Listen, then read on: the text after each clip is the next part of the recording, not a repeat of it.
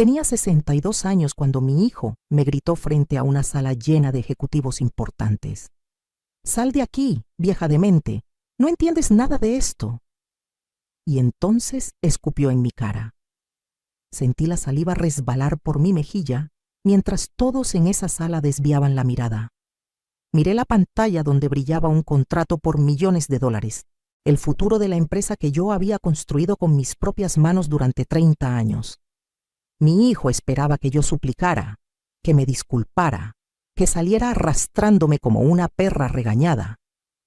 En lugar de eso, tomé mi bolso, me limpié la cara con dignidad y dije solamente 2 palabras: buena suerte.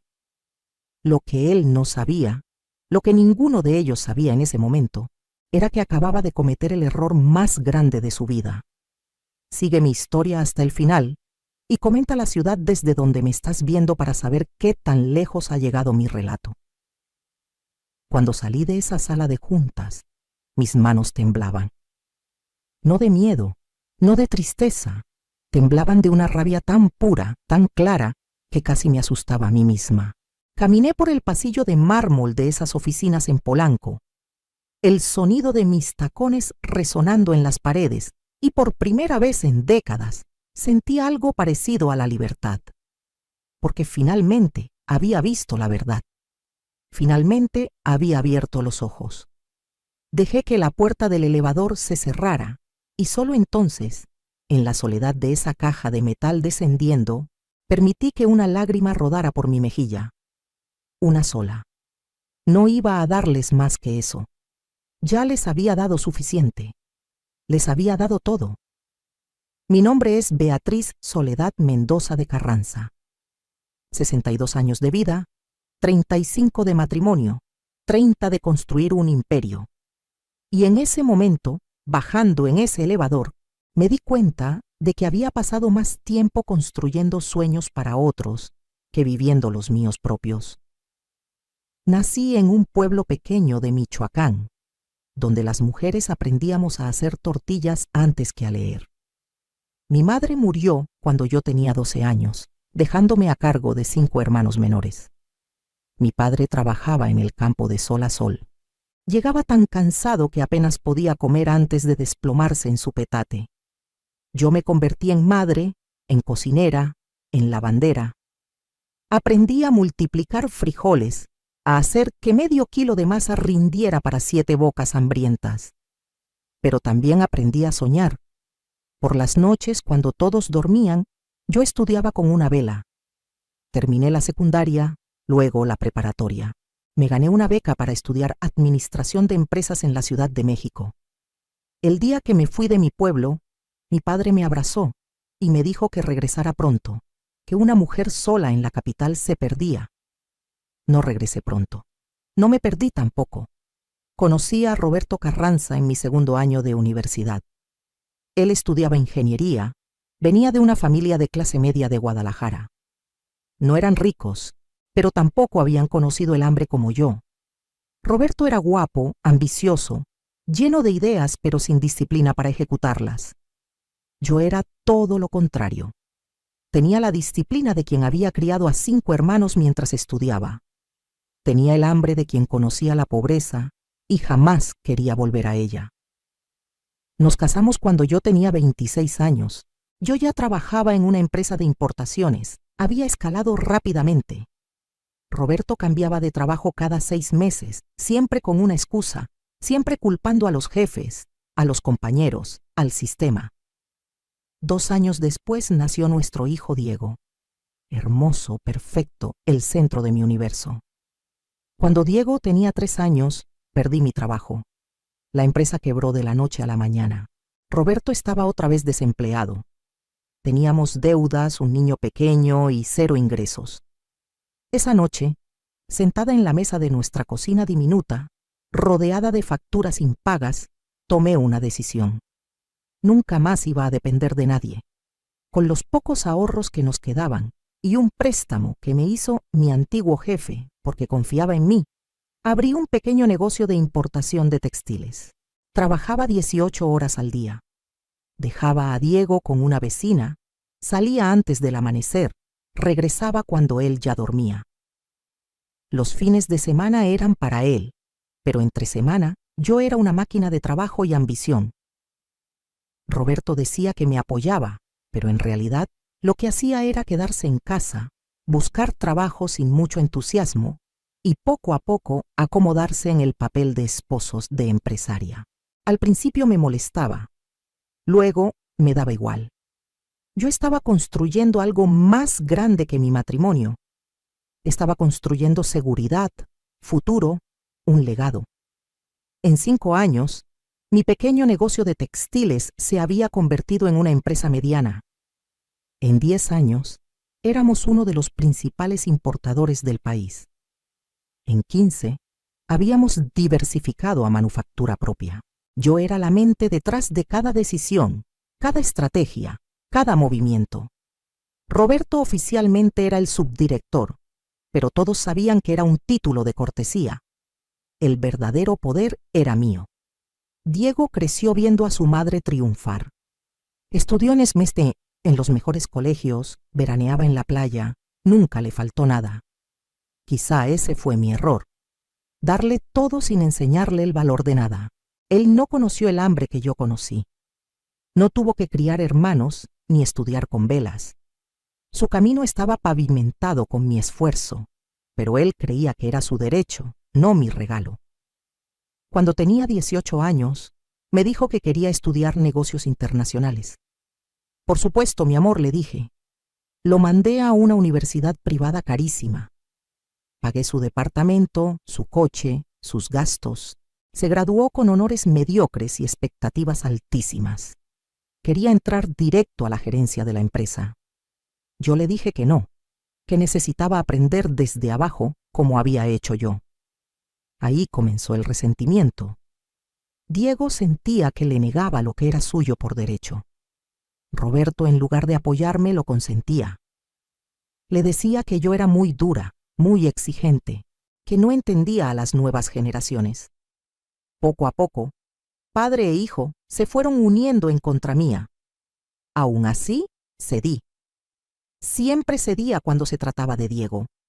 Lo puse en una posición gerencial, quizá antes de que estuviera listo, y para mi sorpresa mostró talento.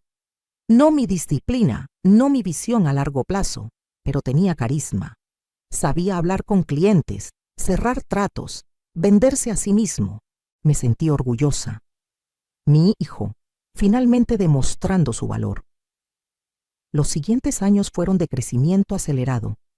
Diego traía contratos grandes. Yo me encargaba de que se ejecutaran perfectamente. Éramos un equipo, o eso creía yo. La empresa llegó a valer más de $100 millones. Teníamos oficinas en 3 países, más de 500 empleados. Yo era una de las empresarias más exitosas de México, y lo había logrado siendo mujer, siendo de un pueblo, siendo alguien a quien el mundo le había dicho que no podía. Pero el éxito tiene un precio, y yo estaba a punto de descubrir cuál era el mío. Comenzó con pequeñas cosas. Diego cuestionando mis decisiones en las juntas. Roberto apoyándolo, diciendo que yo estaba quedándome atrás, que no entendía las nuevas tecnologías, las nuevas formas de hacer negocios. Al principio lo tomé como debate saludable. Luego empezó a molestarme. No por el desacuerdo, sino por el tono. Había desprecio en la forma en que Diego me hablaba, como si yo fuera un estorbo, no la fundadora. Un día llegué a la oficina y encontré que habían cambiado mi asistente sin consultarme. La nueva chica era sobrina de Roberto, joven, sin experiencia. Cuando reclamé, Diego me dijo que Marina había renunciado porque yo era muy difícil de complacer. Eso me dolió. Marina había trabajado conmigo 8 años. La llamé esa noche. Ella lloró al teléfono. No renuncié, señora Beatriz. Me dijeron que usted ya no me necesitaba, que habían decidido hacer cambios. Me dieron liquidación y me pidieron que no la contactara. Sentí un escalofrío. Pero me dije a mí misma que era un malentendido, que Diego había manejado mal la situación, pero sin mala intención. Siempre encontraba excusas para él, siempre. Luego empezaron a excluirme de reuniones. Yo era la directora general, pero de pronto había juntas con clientes importantes de las que me enteraba después. Diego decía que no quería molestarme con detalles operativos, que yo debía enfocarme en la estrategia. Sonaba razonable, pero algo dentro de mí sabía que no lo era. Una noche, revisando papeles en casa, encontré documentos de la empresa que no había visto antes. Contratos firmados por Diego que comprometían a la compañía a inversiones riesgosas. Cuando lo confronté, explotó. Me gritó que yo no confiaba en él, que lo trataba como un niño, que él había traído esos contratos y tenía derecho a firmarlos. Roberto se puso de su lado. Tú lo sofocan, me dijo. Necesita espacio para crecer. Cedí otra vez. Siempre cedía. Los meses siguientes fueron extraños. Yo seguía siendo oficialmente la jefa, pero sentía que la empresa se me escapaba de las manos. Decisiones se tomaban sin mí. Gastos aparecían que yo no había autorizado. Cuando preguntaba, me trataban con condescendencia. «Ay, mamá, eso ya se aprobó en la junta del martes, ¿no te acuerdas?» Me hacían dudar de mi propia memoria. Cumplí 62 años un martes de octubre. Llegué a la oficina esperando quizá un pastel, una reunión sorpresa, algo. Nada. Diego ni siquiera estaba. Había salido a una reunión importante, me dijeron. Roberto me mandó un mensaje de texto. «Felicidades, viejita». Ni una llamada. Esa noche, sola en mi oficina, lloré. No por el cumpleaños olvidado, sino porque finalmente admití lo que había estado negando por años. Mi familia me despreciaba. El hijo por el que había sacrificado todo, el esposo al que había mantenido durante décadas, me veían como un estorbo, como algo viejo que había que remover. 2 semanas después llegó el contrato más grande en la historia de la empresa. Una cadena internacional quería que fabricáramos su línea completa de textiles para América Latina. $500 millones en 5 años. Diego había estado negociando por meses. Yo apenas sabía los detalles. Convocó una junta especial. Sala de juntas llena de ejecutivos, abogados, contadores. Yo llegué y sentí las miradas. Lástima, incomodidad. Diego estaba al frente radiante presentando el contrato en la pantalla gigante. Ni siquiera me saludó. Empezó a hablar de visión, de futuro, de nueva generación. Habló durante 20 minutos sin mencionar mi nombre una sola vez. Como si la empresa hubiera aparecido de la nada, como si él la hubiera construido solo. Me levanté para hacer una pregunta sobre los términos del contrato.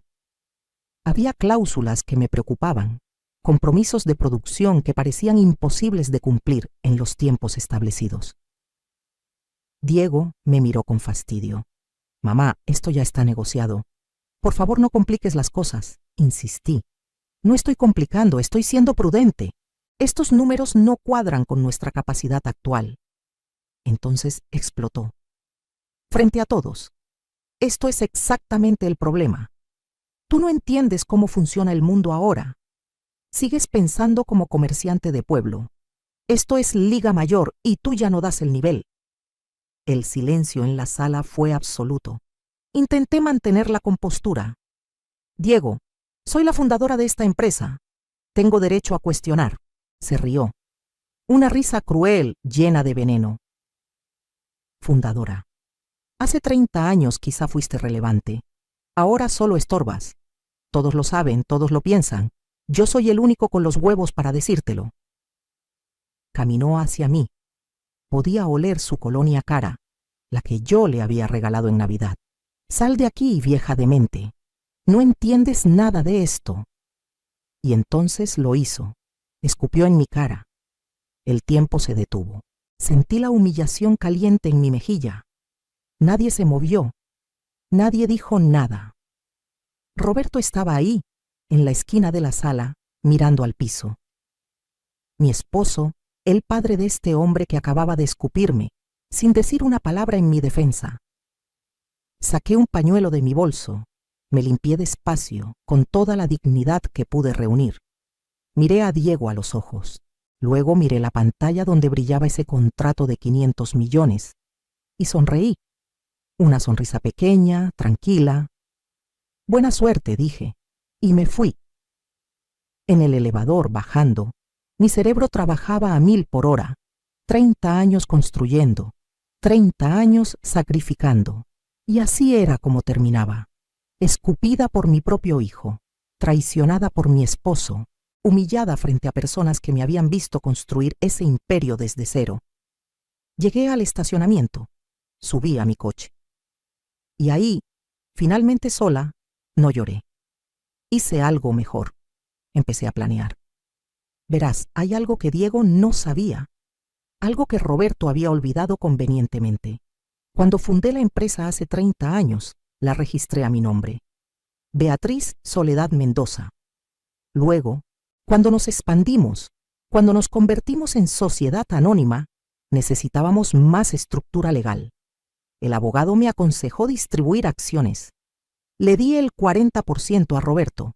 En ese momento todavía creía en nuestro matrimonio. Todavía pensaba que éramos un equipo.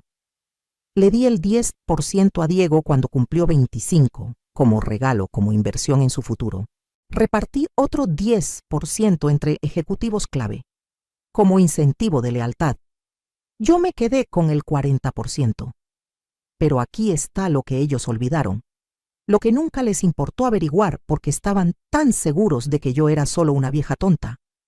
Ese 40% estaba dividido en acciones clase A y clase B. Las clase A, que yo poseía en su totalidad, tenían poder de voto doble.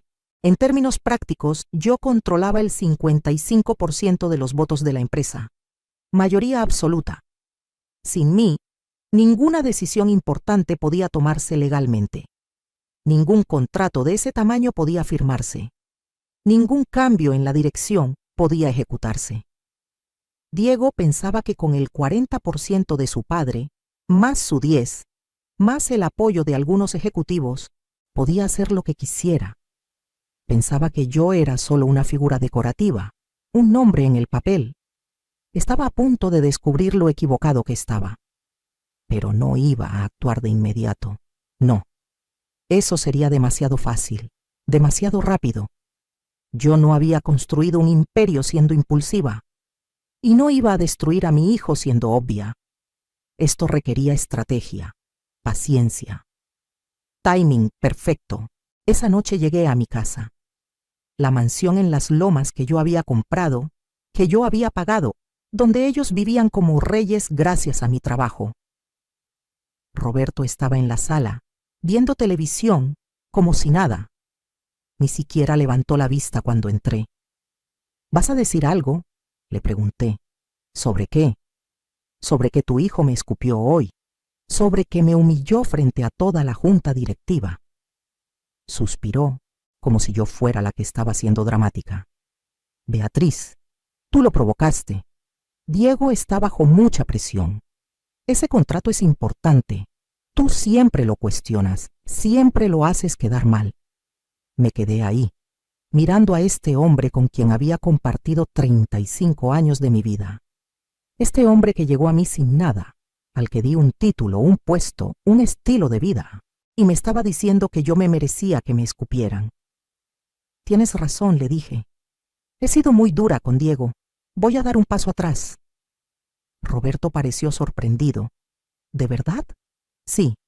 Creo que necesito descansar. He estado trabajando 30 años sin parar. Quizá es tiempo de dejar que la nueva generación tome las riendas. Vi el alivio en su cara. Eso fue lo que más me dolió. No preocupación por mí, no culpa por lo que había pasado. Solo alivio de que finalmente me estaba quitando del camino. Me parece perfecto, dijo. Te va a hacer bien. Además, ya estamos grandes. Deberíamos viajar más, disfrutar. Claro, respondí. Voy a hacer algunos cambios. Tomarme unos días. Pensar en mi futuro. Subí a mi habitación. Hacía 3 años que Roberto y yo teníamos cuartos separados. Él decía que era por sus ronquidos. Yo sabía que era porque ya no soportábamos ni dormir en la misma cama. Me dio igual. Prefería mi espacio. Cerré la puerta con seguro. Abrí mi laptop y empecé a investigar todo. Cada contrato que Diego había firmado en los últimos 2 años, cada gasto, cada decisión. Y lo que encontré me heló la sangre. Diego no solo había sido irrespetuoso, había sido criminal. Había firmado contratos fraudulentos, inflado gastos, desviado fondos. Había estado robando de la empresa, mi empresa. Pequeñas cantidades al principio, luego cada vez más grande. En total, casi $2 millones en cuentas fantasma. Tenía toda la evidencia ahí, en su propia computadora de trabajo, a la que yo tenía acceso como directora general. Era tan arrogante que ni siquiera había intentado ocultarlo bien. Pensaba que yo era demasiado vieja, demasiado tonta para revisar. Descargué todo. Lo respaldé en 3 lugares diferentes. Y luego hice algo más. Llamé a Rodrigo Santamaría, mi abogado personal. No el abogado de la empresa, sino mi abogado privado, el que había llevado mis asuntos legales personales durante 20 años. Rodrigo, necesito verte mañana temprano y necesito absoluta discreción. A la mañana siguiente, en su oficina, le mostré todo. Los documentos corporativos que probaban mi mayoría de control, la evidencia del fraude de Diego, todo. Rodrigo silbó bajo al ver las cifras. Beatriz, esto es suficiente para meterlo a la cárcel. No quiero meterlo a la cárcel, dije. Es mi hijo, pero tampoco voy a permitir que destruya lo que construí. Necesito opciones. Pasamos 3 horas diseñando una estrategia. Legal, hermética, devastadora. Cuando salí de esa oficina, tenía un plan completo. Solo necesitaba el momento perfecto para ejecutarlo. Los siguientes días fueron teatro puro. Llegaba a la oficina, sonreía, asentía. Cuando Diego presentaba sus ideas, yo decía, qué bueno, mijo, adelante. Cuando Roberto sugería que debería tomar vacaciones, yo decía, tienes razón, amor, estoy cansada. Ellos pensaban que finalmente me habían quebrado, que el escupitajo había sido la gota que derramó el vaso y yo había aceptado mi derrota. Los veía susurrar entre ellos, sonreír con complicidad, seguramente planeando cómo iban a sacarme completamente.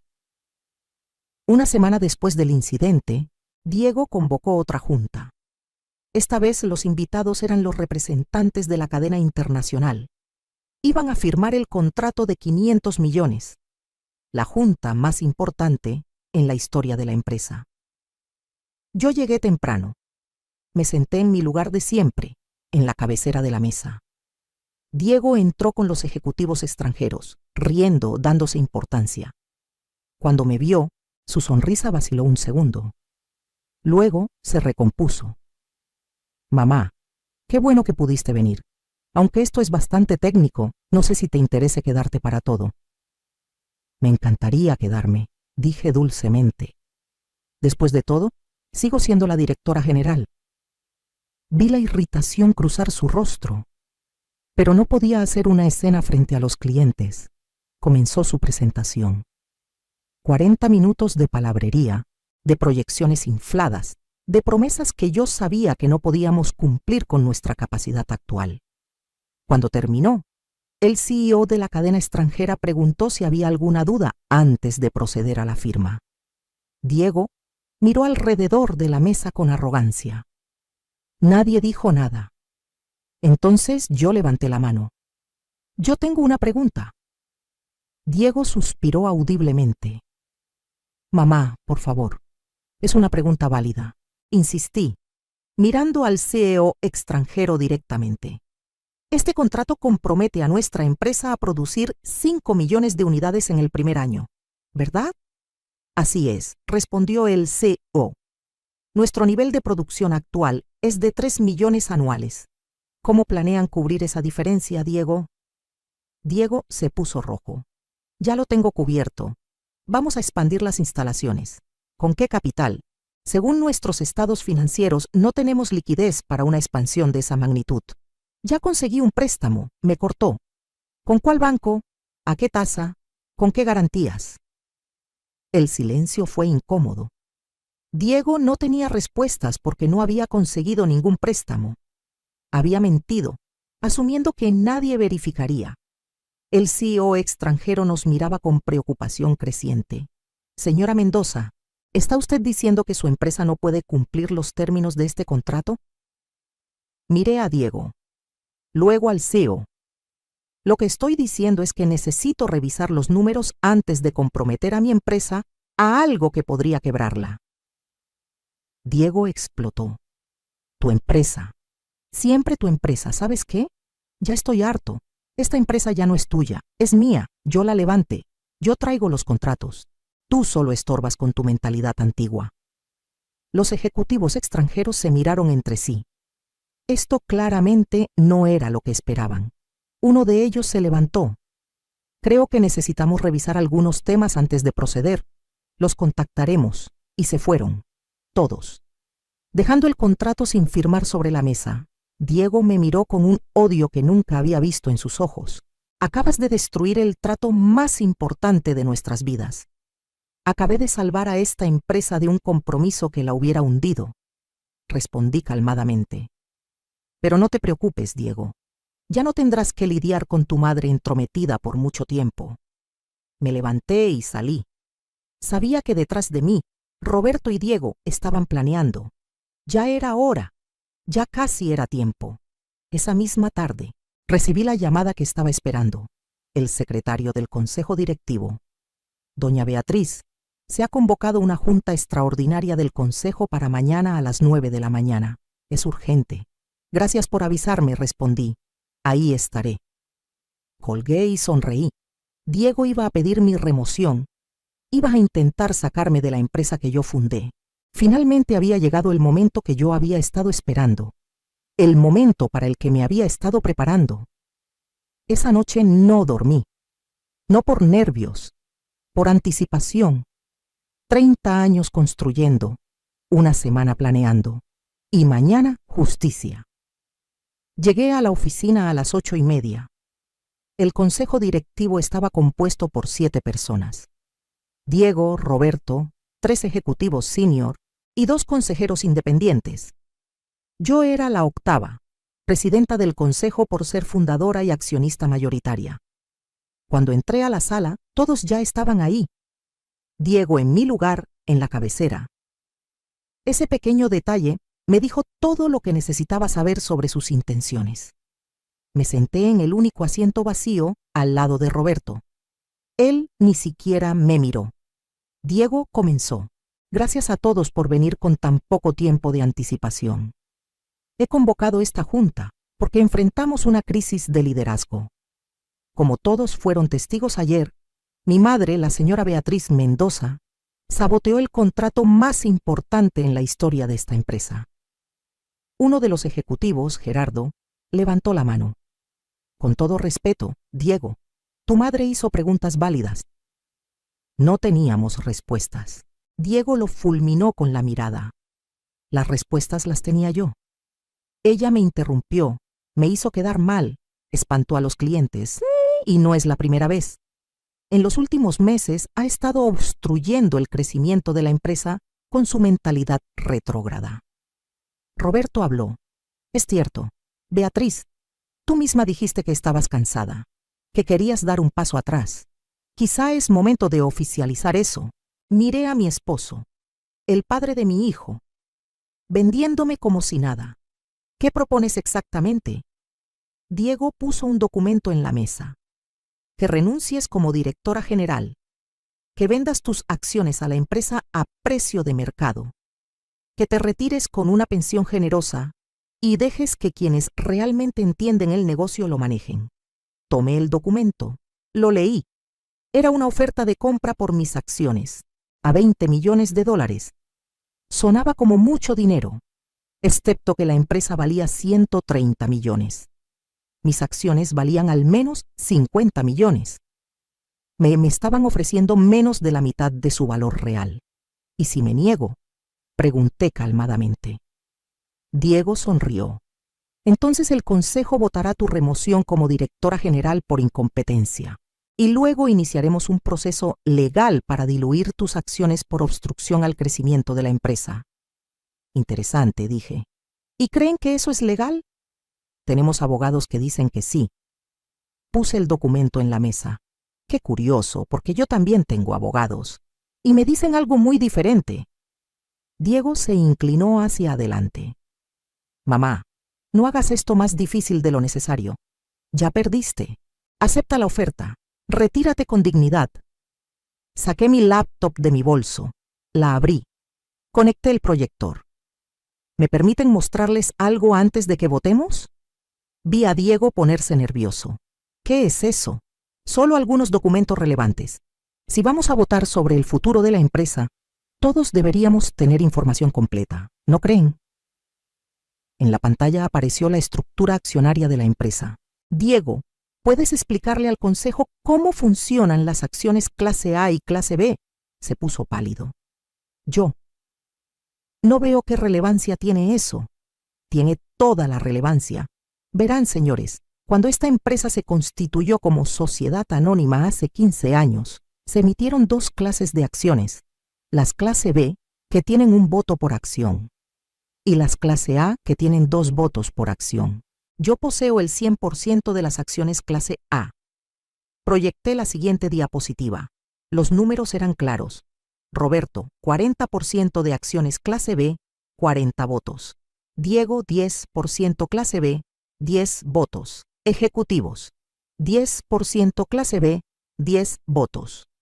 Beatriz, 40% de acciones clase A, 80 votos.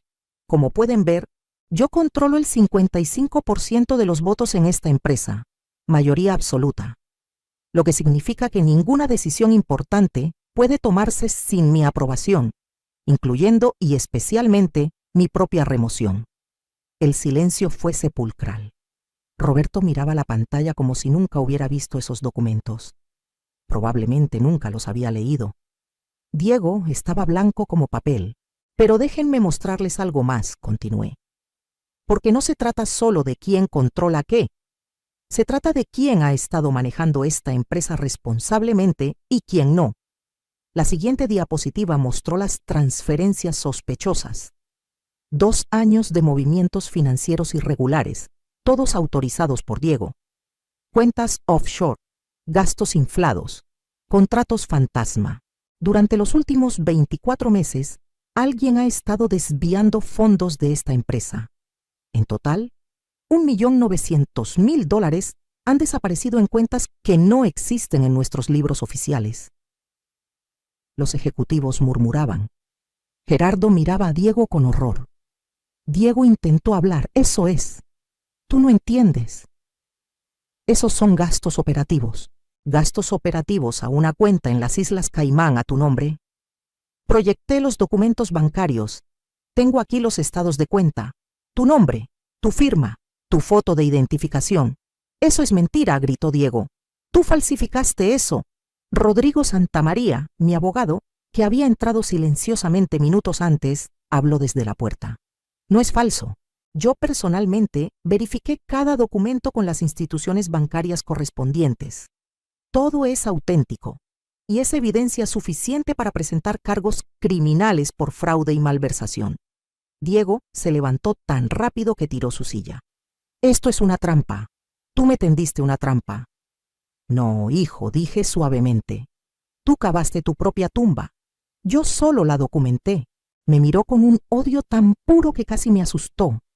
Pero ya no tenía poder sobre mí. Ya no podía hacerme daño. Roberto finalmente encontró su voz. Beatriz, espera. Podemos hablar de esto. Es nuestro hijo que me escupió en la cara hace 2 semanas. Nuestro hijo que ha estado robando de la empresa durante 2 años. Nuestro hijo que hace 5 minutos intentó estafarme en la venta de mis acciones por menos de la mitad de su valor. Ese hijo. No tienes que hacer esto, suplicó Roberto. Podemos resolverlo en familia. Lo miré. De verdad lo miré, quizá por primera vez en años, y vi a un hombre débil, un hombre que había vivido 30 años de mi éxito, que había permitido que su hijo me humillara porque era más fácil que enfrentarlo. Roberto, dije calmadamente, hemos terminado. Nuestro matrimonio, nuestra sociedad, todo. Mañana mis abogados te entregarán los papeles de divorcio. Se quedó con la boca abierta. No puedes. Puedo y lo haré. Tienes dos opciones. Firmas por mutuo acuerdo. Te quedas con tu 40% de las acciones clase B y una división equitativa de nuestros bienes personales. O peleamos en corte y expongo públicamente que sabías del fraude de tu hijo y no hiciste nada. Tú decides. Me volví hacia Diego. Y tú tienes tres opciones. 1. Renuncias hoy. Me devuelves cada peso que robaste y yo no presento cargos criminales. 2. Te niegas y paso toda esta evidencia al Ministerio Público y te vas a la cárcel. 3. Intentas pelear y te destruyo legal, financiera y públicamente. Tú decides. No puedes hacerme esto, susurró. Soy tu hijo, eras mi hijo, hasta que decidiste escupirme en la cara. Ahora eres un ladrón que cometió fraude contra mi empresa. Las lágrimas empezaron a rodar por su cara. No eran de arrepentimiento, eran de rabia, de frustración de haber perdido. Siempre me odiaste, dijo. Siempre fui menos que tu maldita empresa. Eso me dolió, porque tenía algo de verdad. Quizás sí había puesto la empresa antes que él. Quizá por eso había crecido tan resentido, tan hambriento de poder, pero no justificaba lo que había hecho. Diego, dije más suavemente, yo te di todo. La mejor educación, oportunidades que yo nunca tuve, un camino pavimentado hacia el éxito, pero no te di carácter. No te enseñé a valorar las cosas. Esa fue mi falla como madre. Pero tus acciones como adulto son tu responsabilidad. Me levanté. Caballeros del Consejo, propongo oficialmente la remoción de Diego Carranza de su puesto como vicepresidente ejecutivo, efectiva inmediatamente, por conducta fraudulenta. Todos a favor. Uno por uno, incluso los que habían sido leales a Diego, levantaron sus manos. No tenían opción. La evidencia era irrefutable. Moción aprobada. Diego, tienes hasta el final del día para limpiar tu oficina. Los abogados te contactarán sobre la devolución de los fondos. Diego salió de la sala dando un portazo que hizo temblar las paredes. Roberto se quedó sentado, con la cabeza entre las manos. Lo dejé ahí. Ya no era mi problema. Los siguientes meses fueron un torbellino. El divorcio fue sorprendentemente rápido. Roberto firmó sin pelear. Creo que parte de él estaba aliviado. 35 años viviendo a mi sombra, finalmente era libre. Se quedó con su 40% de acciones clase B, la casa de Cuernavaca que estaba a su nombre, y la mitad de nuestras cuentas personales. Yo me quedé con todo lo demás. Diego devolvió el dinero. Le tomó vender su departamento, su coche, pedir préstamos, pero lo devolvió. La alternativa era la cárcel. No presenté cargos, pero dejé muy claro que si alguna vez intentaba acercarse a mí o a la empresa nuevamente, no dudaría en hacerlo. La empresa tuvo un mes difícil. Los rumores corrieron. Clientes preguntaban qué estaba pasando. Pero yo hice lo que siempre hice. Trabajé. Me reuní personalmente con cada cliente importante. Les mostré los números. Les demostré que la empresa estaba más fuerte que nunca sin las prácticas fraudulentas de Diego. El contrato con la cadena internacional. Lo recuperé. Yo misma volé a Miami, me reuní con el CEO, le presenté un plan realista de expansión gradual. 3 millones de unidades el primer año, 4 el segundo, 5 el tercero. Con financiamiento real, con proyecciones honestas. Firmamos un contrato de 300 millones en 3 años. Menos que los 500 que Diego había prometido, pero sostenible, real y rentable. Contraté un nuevo equipo ejecutivo. Gerardo, quien había tenido el coraje de cuestionarme incluso cuando era impopular, lo hice vicepresidente ejecutivo. Traje talento joven, pero con ética. Creé un consejo asesor con empresarias exitosas que entendían lo que significaba construir desde abajo. Y por primera vez en 30 años empecé a vivir. Me compré un departamento en La Condesa. Moderno, luminoso, completamente mío, sin memorias de Roberto, sin cuartos donde Diego creció. Nuevo, fresco. un lienzo en blanco. Empecé a viajar, no por negocios, sino por placer. Fui a España, caminé por las calles de Barcelona. Fui a Argentina, bailé tango en Buenos Aires. Fui a mi pueblo en Michoacán, donde todo comenzó, y construí una escuela. La Escuela Beatriz Mendoza para niñas de escasos recursos, para que otras como yo tuvieran una oportunidad. Me dejé crecer el cabello, que había mantenido corto y práctico por décadas. Me salieron canas plateadas hermosas. Me las dejé. Eran medallas de batalla. Un año después de aquel día en la sala de juntas, la empresa valía 180 millones de dólares. Habíamos crecido 50 millones sin Diego, sin Roberto, sin las prácticas fraudulentas, porque la empresa nunca fue ellos, siempre fui yo. Empecé a dar conferencias. Universidades me invitaban para hablar sobre emprendimiento, sobre mujeres en los negocios. Al principio me daba pena. Yo, una mujer de un pueblo de Michoacán, hablando frente a auditorios llenos de estudiantes. Pero luego entendí. Mi historia importaba. Mi voz importaba. Hablaba sobre los sacrificios, pero también sobre los errores. Sobre cómo había puesto la empresa antes que mi hijo, y quizá por eso lo perdí. Sobre cómo había aguantado un matrimonio muerto por décadas por miedo a estar sola. Sobre cómo la sociedad nos dice que las mujeres debemos ser suaves, complacientes, especialmente con nuestros hijos y esposos. Y cómo eso casi me destruye, les decía a esas jóvenes. Ser exitosa no significa ser perfecta, significa ser fuerte. Significa ponerte de pie cada vez que te escupen en la cara, literal o figurativamente. Significa saber tu valor incluso cuando todos te dicen que no vales nada. 2 años después de todo, recibí una carta de Diego, escrita a mano, larga. Pedía perdón. Decía que había estado en terapia, que finalmente entendía cuánto daño había hecho, que no esperaba que lo perdonara, pero que necesitaba que supiera que lo sentía. La leí 3 veces. Lloré, porque seguía siendo mi hijo. A pesar de todo, una parte de mí todavía lo amaba, pero también sabía que perdonar no significaba olvidar, y definitivamente no significaba dejar que volviera a mi vida. Le respondí, una carta corta. Le agradecí por su honestidad, le deseé lo mejor en su proceso de sanación. Le dije que quizá, con tiempo, podríamos tener algún tipo de relación, pero que nunca volvería a ser parte de la empresa. Ese capítulo estaba cerrado.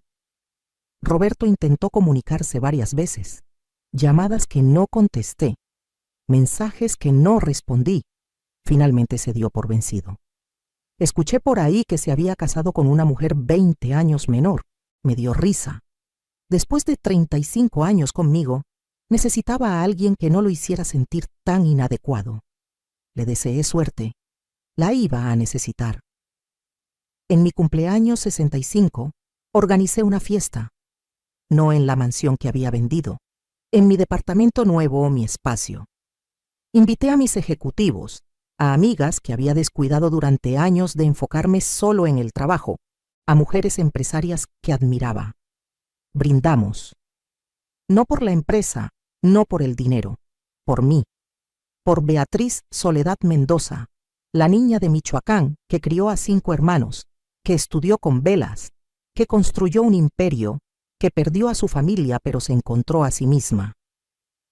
Una de las invitadas, Carmen, una empresaria textil de Colombia, me preguntó, ¿lo volverías a ir y hacer? Sabiendo cómo terminaría, ¿volverías a tener a Diego? La pregunta me golpeó.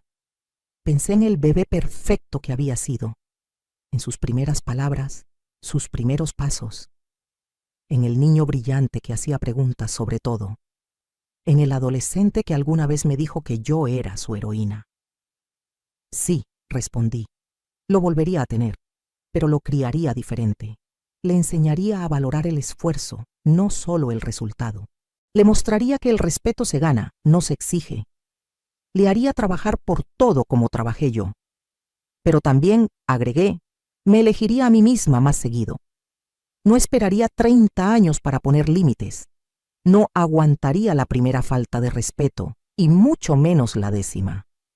Me amaría a mí misma tanto como amé a mi empresa. La fiesta duró hasta las 3 de la mañana. Bailamos salsa, cumbia, hasta rancheras. Yo, con mis 65 años, bailé como no había bailado en décadas, porque finalmente era libre. Hoy, mientras escribo esto, tengo 68 años. La empresa vale $250 millones. Pero más importante que eso, yo valgo. Lo sé, lo siento, lo vivo cada día. Sigo trabajando, pero ahora en mis términos. 3 días a la semana en la oficina, el resto haciendo lo que me da la gana. Viajo, leo. Tengo un grupo de amigas con las que me reúno cada semana. Incluso salí con un par de hombres, aunque nada serio. Estoy bien sola. De hecho, estoy mejor que nunca. La escuela en Michoacán tiene ahora 200 alumnas. Niñas brillantes, hambrientas de oportunidades como lo estuve yo. Les doy becas completas, uniformes, útiles. Algunas ya están en la universidad. Una me escribió hace poco diciendo que quería estudiar administración de empresas como yo. Lloré de orgullo. Esa niña no es mi hija de sangre. Pero está aprendiendo de mí lo que Diego nunca aprendió. Que el éxito no se hereda, se construye. Que el respeto no se exige, se gana. Que ser mujer en un mundo de hombres no es una desventaja, es una fortaleza. A veces me preguntan si me siento sola sin familia. Les digo que tengo familia. Tengo 200 hijas en Michoacán. Tengo un equipo de ejecutivos que me respeta. Tengo amigas que me valoran. Tengo a Beatriz. Y ella es suficiente. El otro día pasé frente a la oficina donde Diego me escupió hace 6 años. Esa sala de juntas está ahora llena de fotos de mujeres empresarias inspiradoras. Mi foto está ahí también. No por vanidad, sino como recordatorio. Para cada mujer que entra a esa sala, para que sepa que no importa cuántas veces te tiren, puedes levantarte. No importa quién te traicione, puedes sobrevivir. No importa cuántos te digan que no puedes, tú sabes que sí. Mi historia no es única. Hay miles de Beatrices en América Latina, mujeres que construyen imperios mientras crían hijos, que cargan con familias enteras en sus espaldas, que dan y dan y dan hasta que ya no queda nada. Y luego, cuando se atreven a poner límites, son llamadas egoístas, malas madres, malas esposas. A todas esas mujeres les digo, tu valor no depende de cuánto aguantes, depende de cuánto te valores a ti misma. No esperes a que te escupan en la cara para reaccionar. No esperes a cumplir 62 para vivir para ti. Pero si ya llegaste a ese punto, si ya tocaste fondo, déjame decirte, no es tarde. Nunca es tarde para levantarte, para reclamar tu poder, para construir la vida que mereces. Hoy, cuando me miro al espejo, veo a una mujer con arrugas ganadas honestamente. Veo canas que representan sabiduría, no solo edad. Veo ojos que ya no buscan aprobación de nadie. Veo a Beatriz Soledad Mendoza, empresaria, fundadora, sobreviviente, guerrera.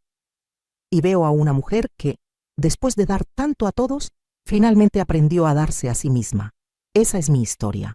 Una historia de traición, sí, pero también de resurrección, de descubrir que cuando pierdes todo, a veces te encuentras a ti misma. Y ese es el mejor regalo de todos. A mi hijo Diego, donde sea que esté, le deseo que encuentre paz, que aprenda las lecciones que yo no pude enseñarle, que algún día entienda que lo que hice no fue venganza, fue justicia, y que espero que sea mejor padre de lo que yo fui madre. A Roberto, que tuvo 35 años de oportunidades para ser mi compañero y eligió ser mi sombra, le deseo que encuentre su propia luz, que deje de vivir del éxito de otros y construya el suyo. Y a las mujeres que están leyendo esto, escuchando esto, viviéndolo, ustedes son más fuertes de lo que creen, más valiosas de lo que les dijeron, más capaces de lo que imaginan. No dejen que nadie, ni siquiera su propia familia, les haga creer lo contrario. Cuando alguien te escupa en la cara, literal o figurativamente, Tienes dos opciones. Puedes quedarte ahí, limpiarte y agachar la cabeza, o puedes limpiarte, levantar la cabeza y decir, buena suerte, y luego mostrarles exactamente quién eres. Yo elegí la segunda opción y cambió mi vida. ¿Qué harías tú en mi lugar? Comenta abajo. Y recuerda, nunca es tarde para elegirte a ti misma. Nunca es tarde para reclamar tu poder. Nunca es tarde para vivir la vida que construiste con tus propias manos. Soy Beatriz Soledad Mendoza. Tengo 68 años y mi vida apenas está comenzando.